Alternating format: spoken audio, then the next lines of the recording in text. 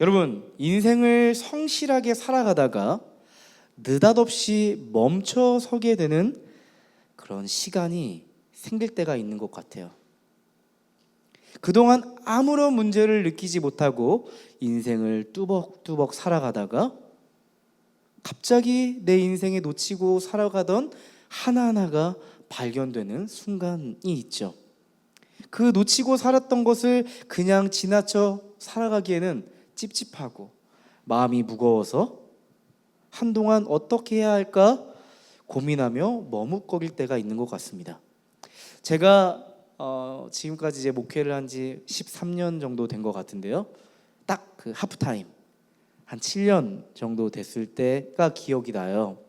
그때 제가 일하고 있던 교회는 신도시에 개척된 교회였어요. 그 당시에 좋은 교회라고 소문이 나고 건강한 교회로 그 지역 사회 안에서 이렇게 좋은 소문이 났던 그런 교회였죠. 매주 많은 사람들이 교회에 방문했고 세가족으로 이렇게 등록을 했습니다. 복도에는 많은 사람들이 발 디딜 틈 없을 정도로 가득했었던 기억이 나요. 매주 이렇게 목사님들이 모여서 회의를 할 때 어떤 이야기를 가장 많이 했는지 생각을 떠올려 보면 공간 문제였어요. 그 많은 사람들, 밀려오는 사람들을 어떻게 우리가 수용할 수 있을까? 어디다 우리 그 예배 건물을 얻을 수 있을까? 이런 고민을 끊임없이 했습니다. 매주가 북새통이었어요. 몰려드는 사람들을 교회가 받아들이기 위해서, 감당하기 위해서 매주 한 주 시스템을 만들고 준비해야 했습니다. 제가 그 당시에도 청년부를 맡고 있었는데요. 처음에 제가 이렇게 부임을 했을 때 39명 정도였는데 1년이 조금 넘어가니까 벌써 2배의 숫자가 되는 거예요. 가족 단위로 교회에 와서 교회를 등록하다 보니까 청년들이 가득 몰려드는 거죠. 한동안 정말 정신없이 새로운 청년들을 만나고 또 소그룹으로 보내고 이런 수많은 그런 청년부의 그런 절차들을 제가 열심히 감당하고 시간이 흘러갔습니다. 열심히 사람들을 환영했고요. 환대했습니다. 교회가 이렇게 성장하고 부흥을 하는구나 이렇게 생각을 하고 있었는데요. 그러던 어느 날 갑자기 이런 생각이 드는 거예요. 어쩌다 이 많은 사람들이 이 한 교회로 몰려드는 걸까 하는 질문이 갑자기 떠오르는 거예요. 그냥 감사한 마음을 가지고 열심히 사역하면 되는데 갑자기 느닷없이 왜 우리 교회에만 유독 수많은 사람들이 몰려드는 걸까 하는 근원적인 질문이 생겼어요. 사실 전도를 열심히 해서 교회 홍보를 열심히 해서 사람들이 몰려드는 게 아니었거든요. 주변의 소식들을 하나하나 들어보니까 신도시가 생길 때 원래 그 도시는 뭐였겠어요? 농촌이었던가 허벌판이었겠죠. 그러니까 구도심이었든지 굉장히 이제 낙후된 지역이었겠죠. 신도시가 세워지면서 원래 있던 교회들의 성도님들이 옮기는 거예요. 근데 왜 그런가 봤더니 교회의 문제가 뻥뻥 터졌던 거죠. 수많은 문제로 성도님들이 고민을 하다가 성도님들이 제가 일하고 있는 교회에 옮기는 거예요.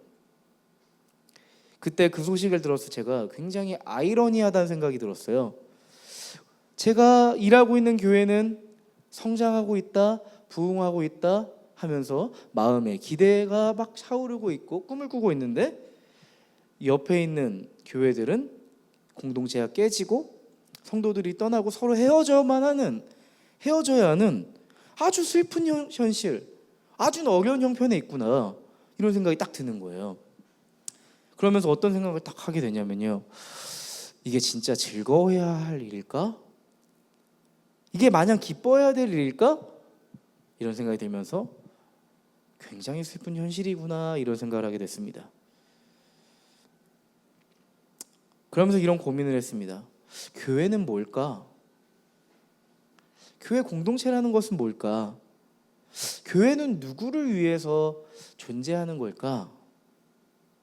그리고 그 화살은 저에게 향하기 시작했습니다. 나는 어떤 마음으로 사람을 대하고 내가 어떤 마음을 가지고 그 사람을 회복시키려고 하고 있나? 밀려드는 인파 속에서 조직을 관리하는 한 명의 관리인이 되어서, 한 명의 매니저가 되어서, 그렇게 내가 사랑을 잃어버리고 지금 목사 일을 하고 있지 않나?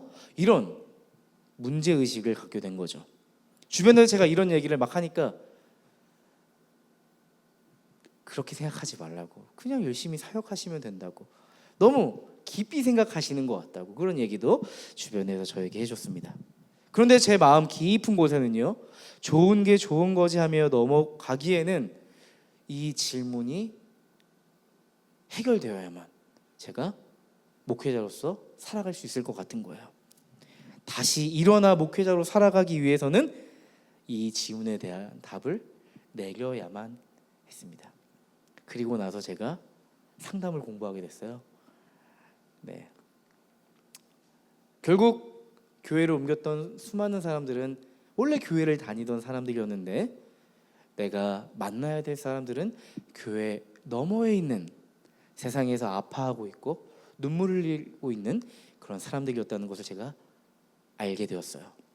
목사라는 직업을 가지고는 교회 안에서밖에 내가 존재할 수 없구나라는 생각을 갖게 되고 나서 한참을 하나님 앞에 기도하던 끝에 교회 밖에서 만날 수 있는 직업을 찾아야겠다 생각을 했었고요. 그러다가 제가 상담사라는 직업을 갖게 된 거죠. 상담을 공부하는 대학원에 진학하게 됐고, 그리고 상담사로 일하기 시작했습니다. 여러분, 제가 나누었던 이 경험들이 우리의 일상에서도 일어나지 않나 싶어요. 우리도 치열한 일상을 살아내다가 이전까지는 아무런 문제에 대한 인식을 가지고 살아가지 않다가 이제는 멈춰서게 되는 거죠. 이제는 멈춰서서 내 삶의 의미와 목적에 대해서 질문해 보는 시간을 갖게 되는 거예요. 소위 우리는 내가 오춘기가 왔나? 사춘기를 지나 오춘기가 왔나? 육춘기가 왔나? 이런 생각이 드는 거죠. 사실 저는 20대 초중반 때 이런 고민하고 나이를 먹으면 안 하게 되는 줄 알았거든요. 근데 지금 인생을 돌아보면요, 30대 때도 초반에도 있고 중반에도 있고 지금 후반을 향해 달려가는 지금도 그런 치열한 고민은 순간마다 찾아오는 것 같아요. 여러분, 그때 우리는 하나님 앞에서 충분히 우리 자신을 돌아볼 필요가 있어요. 하나님의 그 거울 앞에서 내 존재의 실존을 바라볼 필요가 있어요. 그리고 진단해 봐야 돼요. 내가 지금 어떠한 상태에 놓여 있는지 우리는 하나님의 거울 앞에서 유심히 살펴봐야 돼요. 여러분, 기독교 철학자 중에 프란시스 셰퍼라고 하는 사람이 있는데, 이 사람이 아주 의미 있는 이야기를 했어요. 어떤 이야기를 했는지 아세요? 솔직한 질문에는 솔직한 답변이 주어진다. 우리의 인생에 솔직한 질문을 하게 된다면 당신은 솔직한 정답을 얻게 될 겁니다. 맞아요. 우리는 인생을 멈춰두고 내 인생에 펼쳐지는 그 모습들을 보면서 질문하며 답을 찾아보는 시간이 절실히 필요합니다. 근데 너무 귀찮아요. 우리의 인생은 그렇게 녹록하지 않아요. 인생을 멈춰서 그것을 고민하기에는 끊임없이 우리를 채찍질하고, 우리가 멈춰서서 뭔가 고민하기에는 낙오될 것 같은 그런 불안한 마음이 찾아오기도 하죠. 하지만 귀찮다고, 너무 인생이 복잡하다고 여기서 멈춰서서 머뭇거리는 동안 나보다 앞서가는 사람들을 보면서 그 고민을 하지 않는다면 후에 내 인생의 동력을 잃어버리고 힘겨운 뒷수습을 하는 사람들이 너무나도 많지 않나 생각이 들어요. 여러분, 내 삶의 이야기를 돌이켜 봐야 할 시간이 여러분에게 느닷없이 찾아온다면 여러분, 그때 충분한 시간을 가져보세요. 그때 진정한 삶의 의미의 목적을 찾게 될 겁니다. 그래야만 우리는 다시 일어나서 다시 인생의 길을 걸을 수 있을 거예요. 오늘 말씀은요, 다시 일어서고 싶은, 다시 인생을 시작하고 싶은 이들에게 주시는 하나님의 메시지입니다. 여러분 오늘 말씀을 보면요, 법궤가요 벳세메스 동쪽에 있는 기럇 여아림에 머문 지 20년이 됐대요. 사무엘상 7장 2절 말씀입니다. 다시 한번 우리 함께 읽어볼까요? 사무엘상 7장 2절 말씀 함께 읽어보도록 하겠습니다. 시작. 궤가 기럇 여아림에 머문 날로부터 약 20해 동안 오랜 세월이 지났다. 이 기간에 이스라엘의 온 족속은 주님을 사모하였다. 그동안 하나님의 그 법궤는 사람들의 관심에서 점점 멀어졌대요. 그리고 기럇 여아림이라는 지역에서 20년이나 방치되고 있었던 거예요. 여러분 기럇 여아림이라는 지역이 어떠한 지역이냐면요, 예루살렘의 서쪽 11km 떨어진 도시인데요. 근데 이 기럇 여아림이라는 지역은 다른 이름으로 많이 불렸대요. 바알라, 기럇 바알이라는 지명으로 불리기도 했다는 거예요. 이건 어떤 의미를 담고 있는 거냐면은 기럇 여아림은 과거에 바알과 관련된 지역이었던 거예요. 바알을 숭배하는 중심지가 기럇 여아림이었던 거죠. 그러니까 정리해 본다면 이렇게 생각해 볼 수 있을 것 같아요. 바알 숭배의 중심지에 하나님의 법궤가 20년 동안이나 방치되어 있었다는 거죠.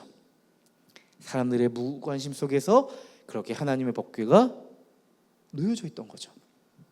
저도 인생을 돌아보면 전반전, 하프타임, 그리고 후반전으로 생각해 볼 수 있는 것 같아요. 제 인생의 절반 20년은 그 법궤처럼 절망스러운 세상의 중심에서 나를 방치하며 살았던 것 같아요. 꼬여버린 내 인생을 보면서 어떻게 이것을 어디서부터 어떻게 풀어가야 될지 도저히 모르겠더라고요. 너무 답답했어요. 제가 할 수 있는 건 딱 한 가지였습니다. 내 삶에 펼쳐진 문제들, 내가 원해서 생기지 않은 이 가정의 수많은 문제들, 그것에 대해서 회피하고 방치하는 거였어요. 그저 아무런 문제 없이 살아가는 거, 그것밖에 제 삶에 답이 없었습니다. 근데 여러분, 문제가 없는 것처럼 산다고 문제가 없어지나요? 결국 그렇지가 않잖아요. 그 문제는 우리 친구들과 함께 있을 때는 찾아오지 않았어요. 홀로 고독하게 그 어둡고 캄캄한 곳에 있을 때 너무 암담하고 힘들고 미래가 보이지 않는 거예요. 저는 이 법궤가 20년 동안 방치되어 있던 이 장면이 얼마나 소망이 없는 장면인지에 대해서 제 삶을 비추어 보면서 여실히 깨닫게 된 것 같아요. 여러분, 사실 이스라엘에게 이 법궤는 아주 특별한 의미를 가지는 거였어요. 과거에 선조들이 광야를 걸을 때, 이집트로부터 탈출해서 이제 하나님께서 원하시는 그 약속의 땅을 향해 광야를 걸을 때 주셨던 것이 법궤였거든요. 그 법궤는 무엇이 담겨 있는 줄 아세요? 내가 너희와 끝까지 함께 할 거야 라고 하는 하나님의 마음이 깊이 담겨 있고요. 또한 너희가 어떻게 살아가야 할지, 절망적인 인생 가운데 너희가 어떠한 삶을 살아가야 행복할지에 대해서 하나하나 편지와 같이 적어두신 것이 뭐예요? 법궤예요. 그 돌판에 하나님의 마음을 꾹꾹 눌러 쓴 거죠. 내가 사랑하는 친구에게 내 마음을 담아 하나하나 손수 내 마음을 적어갔듯이 과거를 추억하고 지금 우리의 관계가 어떠한 관계인지, 내가 너를 얼마나 사랑하고 너를 얼마나 소중하게 여기는지 편지에 하나하나 담아내듯이 하나님은 그 법궤에, 그 돌판에 하나님의 사랑을 담아 이스라엘 백성들에게 편지로서 주신 거죠. 그러니까 이스라엘 백성들에게 그 법궤는 어떠한 의미겠어요? 하나님의 사랑을 느낄 수 있는 물건이고요, 하나님이 우리와 여전히 함께 하신다는 것을 느낄 수 있는 상징물이죠. 20년 전에 블레셋으로부터 그 법궤가 돌아왔습니다. 하지만 이미 망가질 대로 망가져버리고 꼬일 대로 꼬여버린 우리들의 인생 앞에 그 법궤를 어떻게 할 수가 없는 거예요. 어떻게 그 법궤를 가지고 다시 하나님을 만나고 하나님을 소망하고 하나님으로 인해서 내 인생의 의미와 목적을 찾아야 될지 도저히 몰라. 막막한 마음이었던 거예요. 회피했을 것 같아요. 머뭇거렸을 것 같아요.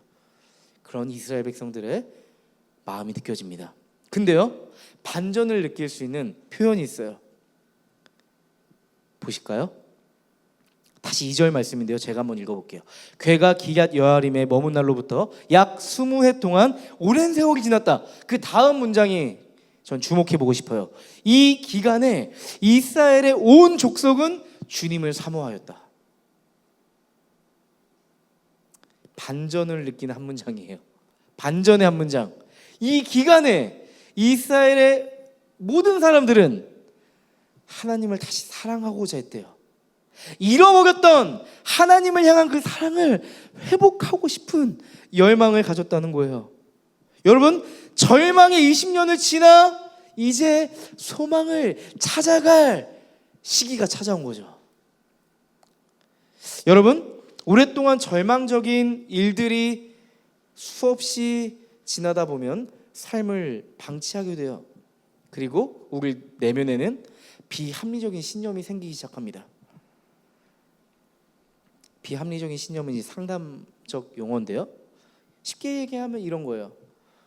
더 이상 내 인생은 회복되기 어려울 것 같아. 더 나아지는 건 불가능해. 내가 어떻게 이걸 극복할 수가 있겠어? 도저히 나의 힘으로는 해결할 수가 없어. 나는 할 수 없다는 생각이 내 삶의 기조에 아주 중요한 길목에 딱 서 있어요. 포기하고 싶은 생각이 언제든지 튀어나올 수 있는 준비가 되어 있어요. 그런 마음이 내 마음에 끊임없이 또하기를 트는 거예요. 맞아요. 어렵고 힘든 일일 거예요. 하지만 충분히 일어설 수 있는 일임에도 불구하고 우리에게 툭 하고 찾아오는 마음이 뭐냐면 무기력해져요. 이미 패배감이 우리 안에 있고 좌절감이 있고 쉽게 낙담되고 좌절되는 경우가 있는 것 같아요. 20년 동안 아무런 회복이 보이지 않고 변화가 보이지 않는 현실 속에 살아간다면 무기력하겠죠. 패배감에 젖어 살아갈 수밖에 없겠죠. 여러분, 근데 여기서 아주 우리가 생각해 봐야 할 중요한 사실이 있습니다. 우리가 기억해야 될 것이 있습니다. 하나님은 절망스러운 토양에서 소망의 꽃을 피어나게 하신다는 거예요. 하나님은 절망 속에서 소망을 자라나게 하십니다. 제가 한 5년 전에 튀르키예를 간 적이 있었어요. 튀르키예 혹시 아세요? 유럽과 아시아의 딱 중간, 유럽과 아시아를 품고 있는 나라가 튀르키예인데요. 선교를 갔어요. 거기서는 대다수가 이슬람을 믿고 있기 때문에 기독교의 메시지를 전할 수 없어요. 하지만 성경의 주 무대가 사실 튀르키예거든요. 거기를 방문해 본 거죠. 우리나라는 치킨집 숫자보다 교회가 많은데요, 거기에는요 아주 큰 건물은 다 이슬람 사원이에요. 수많은 사람들이 튀르키예에 살아가는 사람들뿐만 아니라 수많은 다른 나라에 살아가는 이슬람 무슬림들이 그 사원을 찾고 거기서 알라를 숭배하는 거예요. 마음이 답답해지기 시작했습니다. 과연 여기서 이 사람들이 하나님을 알 수 있을까? 어려서부터 이슬람이라는 종교를 받아들이고 모든 문화와 모든 역사와 모든 가치관이 다 이슬람교로부터 파생된 이 튀르키예 땅에서 이 복음이 전해지는 게 가능할까? 제 마음이 어떤 마음이 드냐면 좀 무너지더라고요. 불가능할 것 같다 생각이 들더라고요. 절망스럽더라고요. 근데 그 무슬림 사원에 들어가서 이렇게 길을 걸으면서 그 풍경들을 보는 거예요.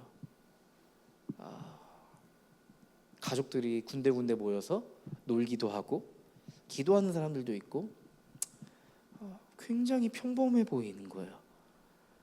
막상 그 사원에 들어가 보니까 그 사람들이 나와 전혀 다른 삶을 살아가는 사람들이 아니라 국적만 다를 뿐이지, 종교만 다를 뿐이지, 우리 가정같이 그런 가정을 이루면서 뭔가 소망을 찾고 삶의 의미를 찾고 하려고 하는 사람들인 거예요.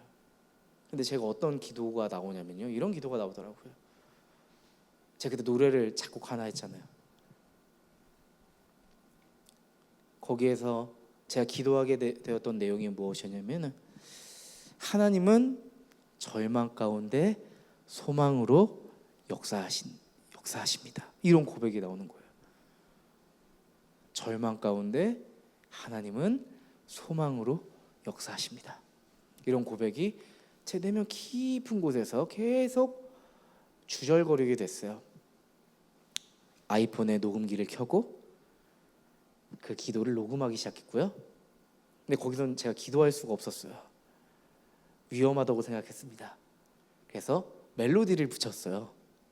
순간적으로 제가 기도하던 내용에 멜로디를 딱 붙여서 흥얼흥얼 거렸어요.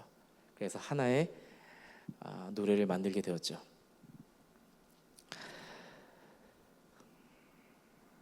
지금 이스라엘 백성들은 절망 가운데 소망을 붙잡고 싶어요. 그들의 지나온 20년을 돌아보면 수많은 것들을 꿈으로 여기고 희망으로 여기며 살아갔지만 그들은 결코 그것들이 내 삶의 소망이 되지 못함을 깨달으면서 절망했을 거예요. 여러분, 보물이 있을 것이라고 생각한 그 방문을 열었어요. 보물이 있으면 참 좋은데 보물이 없어요. 나는 그곳에 뭔가 대단한 것이 있다고 생각하고 거기에 나를 감격하게 할 만한, 나를 나답게 할 만한, 내가 만족스러워할 만한 무언가가 있을 거라고 생각하는데 그 문을 활짝 열어보니까 그 문을 가기까지 내가 노력했고 눈물 흘렸고 땀을 흘렸고 시간을 투자해서 그 문을 열었지만 거기엔 보물이 아니라 어두고 캄캄한 현실만 놓여 있는 거예요. 얼마나 허무하고 공허했겠어요. 도대체 어디에 소망이 있는 걸까? 인생 너무 어렵다. 쉽지 않았겠어요? 더 이상 그 어느 것에도 답을 찾지 못할 때 우리는 그때야 비로소 하나님에게서 소망을 찾기 시작합니다.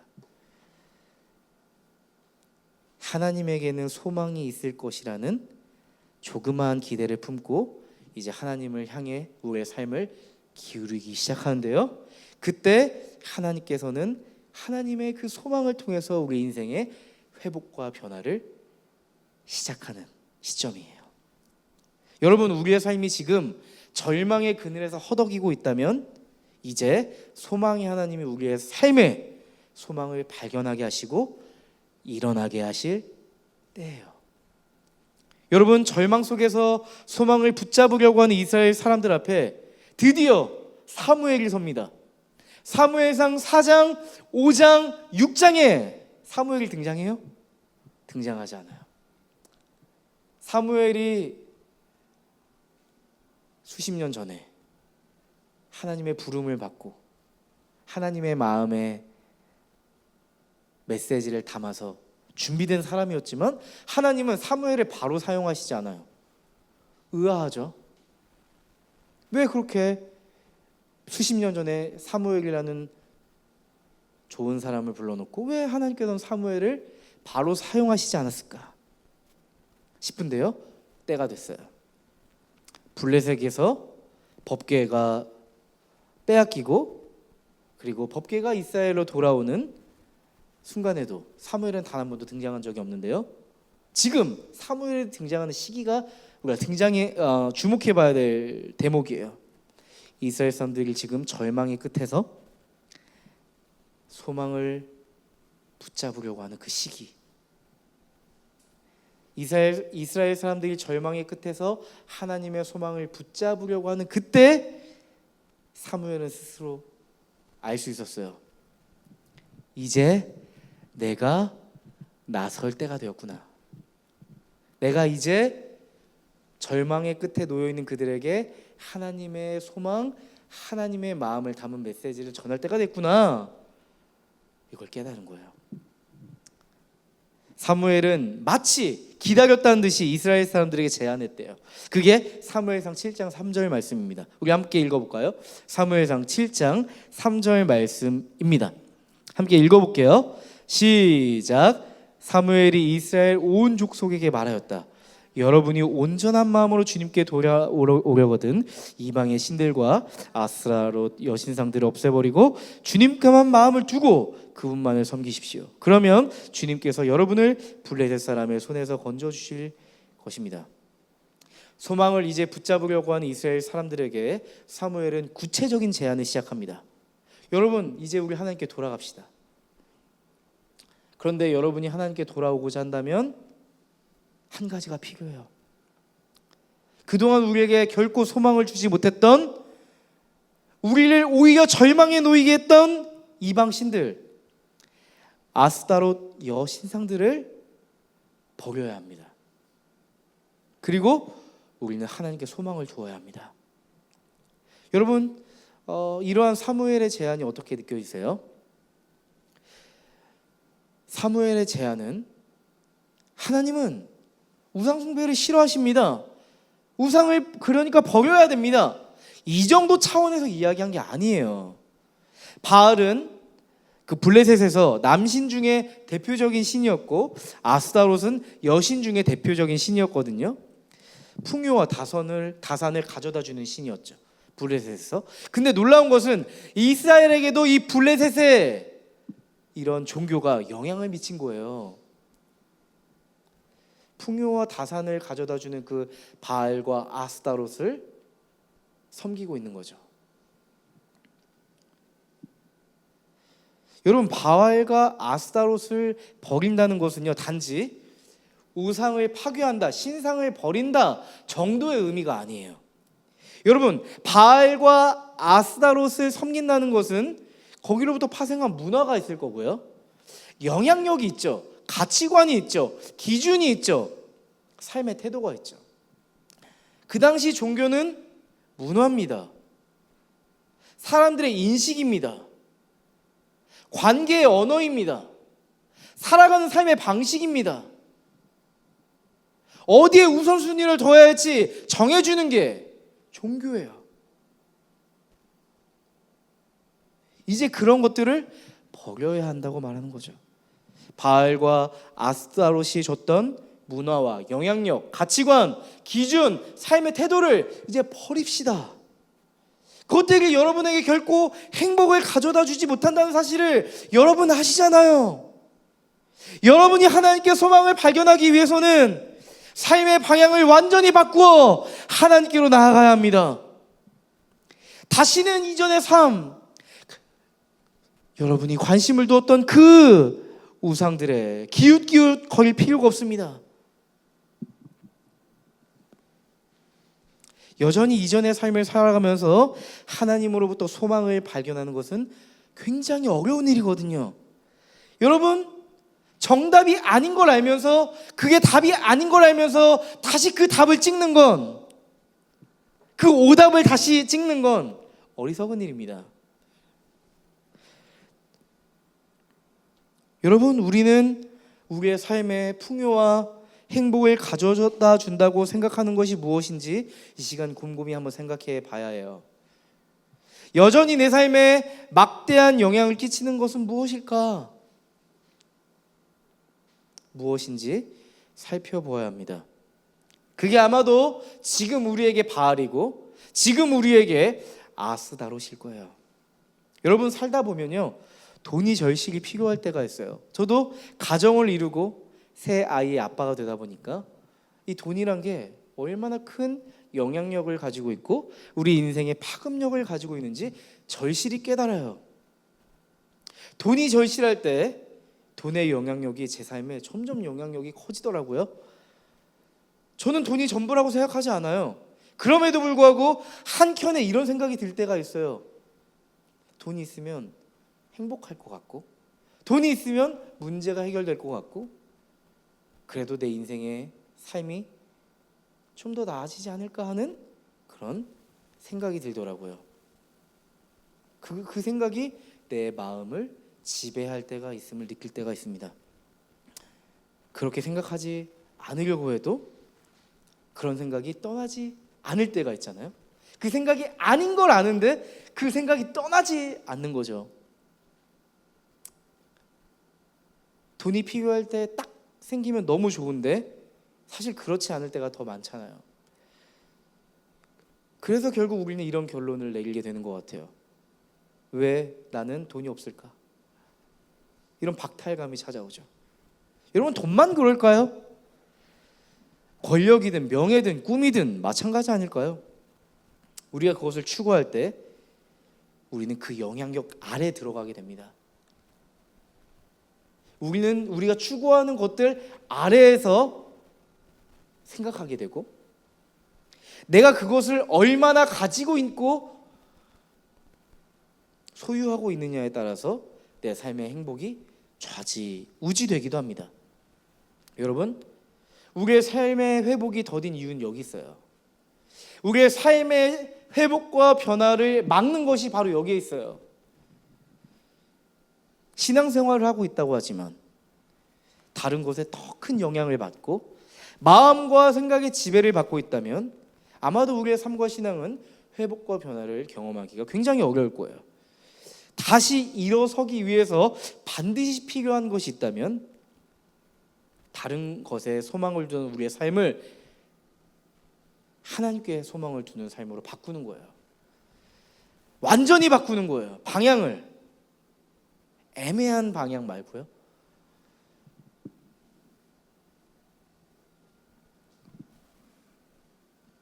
전혀 다른 방향에서 90도의 방향을 설정한다면 이것은 이 방향도 아니고 저 방향도 아니에요. 이도 저도 아닌 거예요. 결국 어떠한 것도 찾지 못할 겁니다. 완전히 삶의 방향을 바꾸는 거죠. 그때 우리는 하나님이 주시는 회복과 변화를 경험하게 될 거고요. 우리는 다시 일어설 수 있게 될 겁니다. 이것이 지금 사무엘이 이스라엘 사람들에게 제안한 여호와께 돌아가는 삶입니다. 소망이 있는 삶이죠. 사무엘의 제안에 이스라엘 사람들이 반응하기 시작했대요.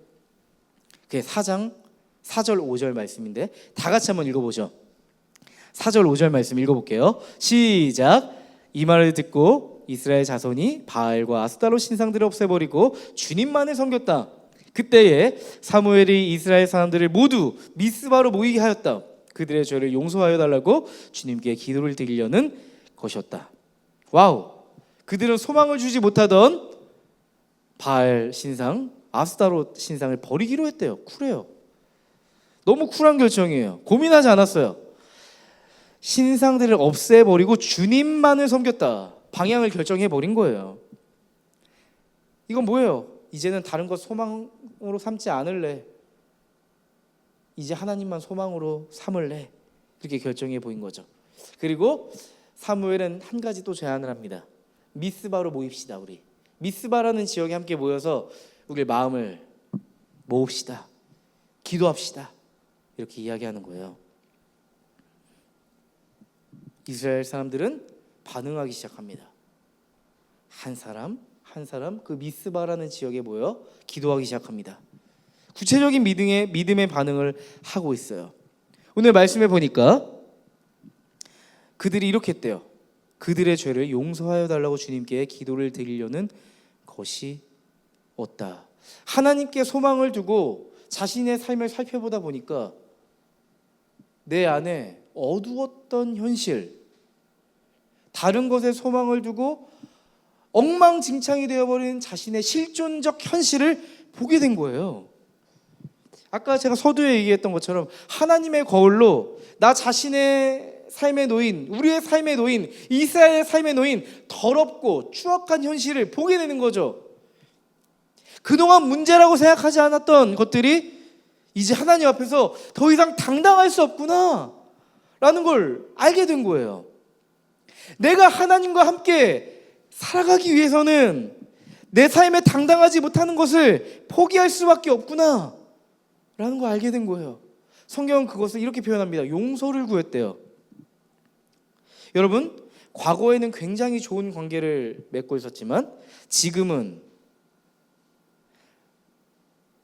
소원해진 친구가 혹시 있으신가요? 여러분, 그 친구와 관계를 회복하기 위해서는 한 가지 결정을 해야 됩니다. 그 친구 앞에서 당당할 수 없는 그 일에 대해서 해결을 해야 돼요. 그것을 해결하지 않고는 그 친구와 대화할 수가 없습니다. 내가 용서를 구할 게 있다면, 말실수를 하거나 뭔가 그 친구가 원하지 않던 행동을 한 게 있다면 그 친구에게 찾아가 용서를 구하고 그 관계를 회복하기 위해서는 다시는 그 행동을 하지 않기 위해 노력해야겠죠. 맞아요. 지금 이스라엘 사람들과 하나님과의 관계 사이에 회복이 일어나고 있는 거예요. 관계의 회복이 지금 일어나고 있는 거죠. 근데 하나님 어떠한 분이세요? 마음이 넓으세요. 바다와 같은 분이거든요. 과거를 묻지 않는 분이에요. 너 왜 그때 그랬니? 너 왜 지금 그러고 있니? 라고 묻지 않으시고 하나님께서는 용서를 구하고 있는 이스라엘 사람들을 품으셨어요. 용납하시고 용서하셨죠. 여러분, 관계를 맺다 보면 한 번씩 관계의 위기가 꼭 찾아오기 마련이죠. 그 관계가 더 깊어지기 위해서는 서로 다른 것들, 서로 이해하지 못하는 것들, 특별히 그 관계에서 갈등과 충돌이 반복적으로 일어나는 것들이 있어요. 그것을 넘어서야 더 깊은 관계가 됩니다. 용납과 용서까지 가야 더 깊고 진한 관계가 되죠. 그리고 아까 얘기했던 것처럼 더 이상 그 갈등과 충돌을 만들지 않기 위해서 우리는 관계 의미에서 행동을 바꾸기 시작하고 언어를 바꾸기 시작하죠. 사실 근데 여러분, 부부관계 이런 게 굉장히 많아요. 처음에는 서로 30년 동안 살아오던 생활 습관도 다르고 언어 습관도 달라서 결혼해서 살면 막상 굉장히 아무런 문제 없이 행복하게 살 것 같은데 신혼여행 가자마자 싸우는 거죠. 양말 어디다 벗어놓냐 가지고 싸우는 거죠. 분리수거를 누가 할 것인가를 가지고 싸우는 거죠. 오늘 저녁 식사를 하고 누가 설거지를 할 것인가를 가지고 싸우는 거죠. 신발 정리를 했냐 안 했냐를 가지고 싸우는 거죠. 내가 지금 힘들어 죽겠는데 말을 왜 그렇게 했냐고 싸우는 거죠. 사랑하면 다 극복할 것 같은데 여러분, 사실 그렇지 않아요. 막상 여러분 앞으로 결혼해서 살면은요 엄청 싸울 수 있어요. 그러다가 서로 충돌도 하고 더 이상 이건 이해 못할 것 같아 라고 하는 경우도 생길 수 있어요. 근데요, 계속 이 부부관계가 그렇게만 살아간다면 결국 마침표를 찍어야 되는 순간이 찾아올 수 있어요. 하지만 사랑하는 남편과 아내와의 관계에서 지속 가능한 관계를 맺기 위해서는요, 상대방이 원하지 않는 언어, 상대방이 원하지 않는 행동을 자제하고 조심하는 거죠. 사랑하기로 결정했기 때문에 나를 조금씩 바꾸어가는 거죠. 여러분, 하나님과의 관계도 마찬가지예요. 하나님께서 사랑으로 우리에게 끊임없이 지금 맞추어주고 계세요. 저는 그게 너무 감동적으로 느껴져요. 나에게 끊임없이 맞추어 주시고 내 눈높이에 맞추어서 말씀해 주시고 나를 바꾸어 가신 하나님이 너무 감동적으로 느껴져요. 그래서 저도 하나님의 그 사랑 앞에서 저를 하나하나 바꾸기 시작합니다. 여러분, 하나님을 소망으로 삼기 시작할 때요, 그렇게 하나님의 관계성이 시작되는 거예요. 그리고 하나님과 소통하기 시작합니다. 여러분, 기도한다는 것은 하나님과 소통한다는 걸 의미하거든요. 하나님과 이제 인격적인 관계를 맺기 시작하는 거예요. 하나님과의 관계성이 시작되는 거죠. 여러분, 교회를 다니는 사람들이 굉장히 많은데 기도하지 않는 사람도 많아요. 그거 뭘 의미하는 거예요? 교회를 다니지만 하나님과 관계를 맺지 않는다는 거예요. 굉장히 아이러니한 거죠. 이런 거랑 똑같아요. 난 남자친구와 연애를 하고 있지만 사랑은 하지 않는다. 굉장히 모순적이죠. 언젠간 헤어질 관계예요. 여러분, 신앙생활도 똑같아요. 교회를 다니고 있지만 하나님과 소통하지 않는다. 언젠간 헤어질 위기가 찾아옵니다. 네. 하지만 하나님과 소통을 시작하고 기도를 시작했다는 것은 그 관계가 하나하나 진척되고 깊어질 수 있다는 걸 의미하죠. 이전까지는 하나님과의 관계성 없이 내 생각과 경험의 기준으로 모든 일을 해갔다면 이제는 하나님과 소통을 통해 다시 일어서는 인생의 과정을 겪는 거죠. 아름이가 한 이제 20개월 정도 됐거든요. 근데 벌써 자기 의사 표현을 막 하잖아요. 여러분 아시잖아요. 싫다는 걸 제일 잘 표현해요. 네, 싫다. 말로는 싫다는 표현을 못 하는데 표정과 이 리액션을 가지고 거부감을 정확하게 표현하는 게 아이들인 것 같아요. 그리고 난 이걸 원한다는 것을 정확하게 표현하죠. 특히 먹을 때, 네, 그런 것 같아요. 셋째 아름이는 특별히 먹을 때 민감합니다. 숟가락을 뺏으면 절대 안 돼요. 스스로 먹어야 되는 친구거든요. 근데 저는 지금은 그렇지는 않은데요. 깔끔하게 먹이고 싶은 거죠. 이렇게 묻히지 않고 한 입 한 입 넣어주고 싶은 아빠의 마음이 저 안에 있었거든요. 실랑이가 시작됐어요. 아름이는 숟가락을 들고 먹어야 되고 그릇을 들고 이렇게 먹어야 되는데 저는 예쁘게 먹이고 싶은 거예요. 공주님처럼. 제가 졌습니다. 숟가락을 넘겨줬고요. 엉망진창이 됩니다. 처음에 숟가락으로 먹다가 안 되니까 숟가락을 던져버리고 손으로 먹기 시작하고 이것도 답답하니까 그릇에 사발제 들이키는 거예요. 네. 머리부터 발끝까지 바플로 노베가 되는 거죠. 그리고 방긋방긋 웃고 있어요. 저를 보면서요. 네, 여러분 이게 소통이 되는 걸까요? 전 소통이 되었다고 느꼈어요. 근데 하나님과의 관계가 그런 것 같아요. 때로는 우리가 기도해도 하나님과 소통이 잘 안 된다고 생각할 때가 있어요. 저도 그럴 때가 있거든요, 가끔. 근데 제가 이 설교를 준비하면서 아름이는 어떨까 생각을 해봤거든요. 아빠랑 소통이 좀 안 될 때가 많은 것 같아 이렇게 느낄 때가 생기는 거예요. 우리 아빠는 왜 소통이 잘 안 될까 이렇게 생각하지 않을까 싶은 거죠. 근데 여러분 한번 곰곰이 생각해 봅시다. 아빠가 진짜 소통이 안 되는 걸까요? 아니잖아요. 아직 아름이가 아빠의 마음을 헤아리기에는 베이비니까, 아기니까 알 수가 없죠. 아직 자신의 마음을 성숙하게 표현하고 소통하기에는 어린 아가니까 그럴 수밖에 없는 거죠. 사실 하나님이 소통이 안 되는 분이 아니라 우리가 베이비 같아서 그래요. 아기 같아서. 근데 아기 같은 게 나쁜 게 아니에요. 우리는 일방적으로 하나님 앞에 의사소통하기 때문에 그렇습니다. 아기와 같이 일방적인 의사소통을 하면서 숟가락 달라고 나 이거 먹겠다고 울면서 떼쓰고 있으니까 때로는 하나님이 그 숟가락을 딱 바로 주시면 좋은데 하나님이 숟가락을 들고 기다려봐 하시면 우리는 서운하죠. 내 마음대로 잘 안 되니까. 하나님 이렇게 소통이 안 돼요. 왜 자기 마음대로 해요? 자기 멋대로야. 이렇게 단정 지어버릴 때도 있는 것 같아요.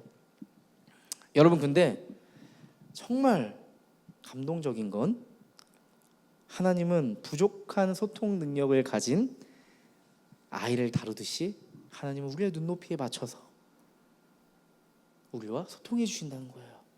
우리가 알 수 있는 만큼 말씀해 주시고 우리가 갈 수 있는 만큼 도전해 주시고 우리가 회복할 수 있는 만큼 손을 내밀어 이끌어 주신다는 거예요. 그것이 우리의 소망이죠. 여러분 우리가 기도하는 법을 잘 모를 수 있어요. 기도를 해보지 않았을 수도 있어요. 기도가 낯설 수 있어요. 하지만 하나님이 하나님 앞에 우리가 소통하기 시작할 때 우리의 수준만큼 하나님은 우리에게 반응하실 거예요. 그리고 하나님의 마음과 우리의 마음이 연결되는 경험을 하게 될 거예요. 지금 이 미스바라는 곳에서 이스라엘 사람들과 하나님 사이에 연결이 일어나고 있는 거죠. 연결, 커넥션. 여러분 지금 굉장히 분위기 어때요? 긍정적이죠. 소망적이죠. 해피엔딩일 것 같아요. 너무 분위기가 좋아요. 여러분 근데 성경은요 항상 그런데 이야기가 그런 것 같아요. 너무 좋은 분위기에 갑자기 찬물을 확 끼얹는 이야기가 급 등장한다는 거죠. 사무엘상 7장 7절 말씀인데요. 함께 읽어볼까요? 사무엘상 7장 7절 말씀 읽어볼게요. 시작. 이스라엘 자손이 미스바에 모였다는 소식이 블레셋 사람에게 들어가니 블레셋 통치자들이 이스라엘을 치려고 올라왔다. 이스라엘 자손은 그 소식을 듣고 블레셋 사람들을 두려워하였다. 여러분 지금 미스바에서 어떠한 일이 일어나고 있었어요? 기도하면서 하나님을 만나고 하나님을 경험하고 정말 오랜만에 좋은 카페에서 좋은 사람을 만나듯 소통이 이루어지고 있는 거죠. 진지한 대화가 이루어지고 있는 그 현장에서 아주 나쁜 소식이 들려오는 거죠. 블레셋이 다시 이스라엘을 침공한다는 소식이에요. 근데 그들이 이스라엘 백성들이 다 미스바에 모였다는 소식을 듣고 전략적으로 미스바를 쳐들어온 거예요. 이 나쁜 사람들. 말이 안 되잖아요.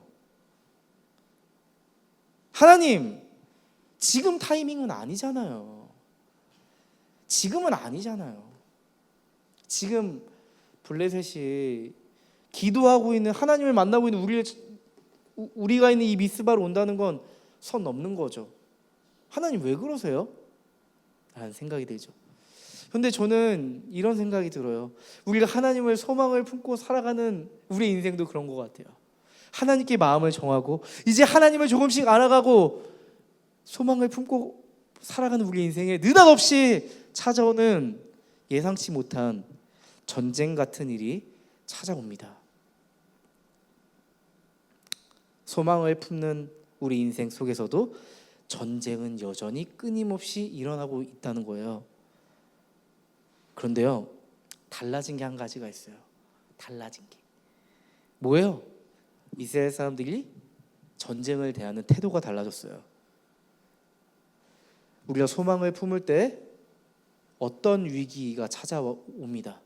전쟁과 같이 내가 전혀 예상치 못한 일들이 물밀듯 밀려와 나를 칩니다. 근데 소망을 품고 우리가 삶을 대하는 자세가, 위기를 대하는 태도가 달라지기 시작하는 거죠. 이전에 블레셋이 이스라엘을 침공했을 때 여러분 기억하시죠? 우리 그때 폭풍우 칠 때 그 캠핑장에서 예배했을 때 이 설교 들었잖아요. 블레셋이 이스라엘 침공했을 때 이스라엘 백성들은 하나님을 의지하거나 기도하지 않았어요. 그들이 세워놓은 계획에 따라 움직였고 전쟁에 나섰어요. 그리고 처절하게 패배하고 피해를 입고 그들은 이렇게 이야기했어요. 모든 게 하나님 때문이다. 하나님이 우리를 패배하게 하셨다. 하나님을 원망합니다. 근데 그들이 달라져요. 그들의 삶의 태도가 달라져요. 사무엘상 7장 8절 말씀입니다. 제가 읽어드릴게요. 그들이 사무엘에게 가서 주 우리의 하나님이 우리를 블레셋 사람의 손에서 건져내 주시도록 쉬지 말고 기도하여 주시기를 바랍니다 하고 간청하였다. 내 삶에 찾아온 그 전쟁 앞에 그들은 하나님 앞에 도움을 구하고 있어요. 하나님 아니면 내 삶에 놓여진 현실을 이겨낼 수 없음을 받아들이고 하나님께 기도하고 있는 거예요. 그들은 지금 스스로 그 문제를 돌파해 보려고 하지 않아요. 인생에 닥친 위기의 문제 앞에 하나님의 구원을 소망하고 있어요. 이것은 굉장히 달라진 삶의 태도예요. 하나님의 구원을 소망하는 태도는 내 인생에 닥친 위기와 문제를 극복할 수 있도록 해주거든요. 하나님의 구원이 지금을 살아가는 우리에게 선명하게 나타날 거예요. 2000년 전에 하나님께서 예수 그리스도를 통해서 보여주셨던 그 구원이 지금을 살아가는 우리의 인생의 구원으로 나타나는 선명한 일들을 우리가 경험하고 말 겁니다. 여러분, 우리는 아까 말씀 읽었기 때문에 이 결국을 알고 있어요. 이 이야기의 결말을 알고 있단 말이에요. 하나님의 구원을 바라던 이스라엘 사람들은 블레셋에게서 승리합니다. 하나님은 그들에게 승리를 주신 거죠. 이스라엘 사람들은 바로 눈치챘습니다. 오늘의 승리는 하나님으로부터 발생되었구나라는 것을 알게 돼요. 그리고 그들이 기념비를 하나 세웁니다. 에베네셀이라는 기념비를 세웁니다. 여러분, 우리는 지금 사무엘상 1장부터 지금 7장까지 오고 있어서 과거의 이 에베네셀이라는 지역을 알고 있을 거예요. 과거에 20년 전에 이스라엘이 블레셋에게 처참하게 패배했을 때 그 지역이 어디예요? 에베네셀. 하나님이 이제 여기까지 우리에게 도움을 주시고 끝을 내신 거죠. 하나님의 도움은 여기까지가 끝이다. 그래서 우리는 패배하고 말았다 라는 의미에서 에베네셀이었는데요, 그렇게 그들의 삶의 이야기가 그렇게 마침표를 찍는 것만 같았는데요, 지금 에베네셀의 그 이름이 회복되는 거죠. 블레셋과의 전투에서 승리하며 하나님이 우리를 도우셨다. 그래서 우리가 승리했다는 그 삶의 이야기를 다시 써서 마침표를 지금 찍고 있는 거죠. 여러분, 이스라엘 사람들이 하나님께 소망을 두고 나서 그들의 삶의 이야기가 바뀌고 있어요. 삶의 이야기가 달라지고 있어요. 마찬가지입니다. 우리도 지금 우리의 삶의 이야기를 써가고 있는 사람들인데요, 이제 우리의 삶의 이야기에 하나님을 개입시키고 하나님과 함께 그 이야기를 하나씩 써가는 거예요. 때로는 예상치 못한 문제와 위기와 어려움이 찾아올 거예요. 그때마다 하나님과 그 두 손을 마주잡고 하나님의 구원을 바라며 그 위기를, 그 문제를, 그 전쟁과 같은 일들을 돌파해 가보는 거예요. 좌절이 될 때도 있을 거예요. 고통 중에 힘겨운 순간도 찾아오고 말 겁니다. 여러분, 근데 반드시 기억하세요. 하나님은 그때 우리를 가만히 내버려 두시지 않을 거예요. 하나님은 의리가 있으신 분이거든요. 성경 요한복음에 보면 우리 주님은 친구다, 좋은 친구다 이렇게 표현하고 있거든요. 우리가 넘어져 있을 때 그래, 너가 한번 일어나 봐, 내가 어떻게 되는지 한번 보자 라고 하시지 않을 거예요. 찾아가 손을 잡아 일으켜 주실 것입니다. 여러분, 빌립보서 1장 6절에 이런 말씀이 있어요. 너희 안에서 착한 일을 시작하신 이가 그리스도 예수의 날까지 이루실 줄을 우리는 확신하노라. 다시 한번 읽어드릴게요. 너희 안에서 착한 일을 시작하신 이가 그리스도 예수의 날까지 이루실 줄을 확신하노라.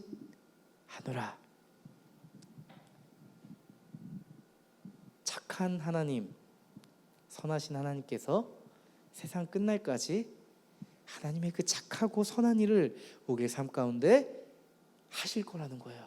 여러분, 그것을 우리의 삶에 받아들입시다. 우리의 삶에 고이 담고 우리의 인생의 위기와 어려움이 찾아올 때마다 그것을 기억합시다. 하나님이 나와 함께 하신다면 이 모든 문제를 감당할 수 있고 이겨낼 수 있을 것이다. 그 마음이 지금 이 자리에 있는 우리 사랑하는 청년들에게 있기를 간절하게 소원합니다.